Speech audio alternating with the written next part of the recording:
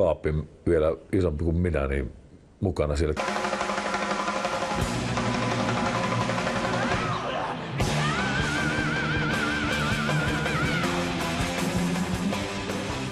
Meillä oli ainakin tämmöinen Raivo-niminen, siis mä tarkoitan positiivinen päällystakki. Rolski hyväkontuinen nuorukainen.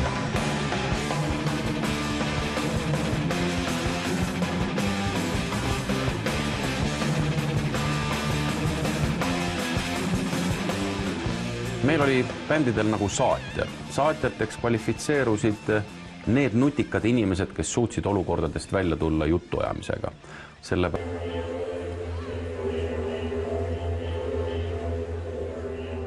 Lähdettiin sieltä ravintolasta, missä oltiin oltu, lähdettiin ulos. Siellä oli taksi, pitkä taksijono ja vapaita takseja. Ja mentiin, tietenkin marssittiin siihen ensimmäisen taksin luo ja Raivo avasi takaoven, vilkasi sinne sisään ja siis oikein paiskasi sen oven kiinni.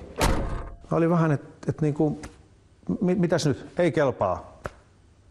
Mä olin ihan ihmeissäni, että mikä tässä on nyt vialla, että samanlaisia ladojahan nämä on kaikki. Sitten Raivo sanoi hyvin niin kuin tuohtuneena, venäläinen. Avasi seuraavan auton oven, vilkasi sisään, tämä käy. Siellä oli kotimainen kuljettaja.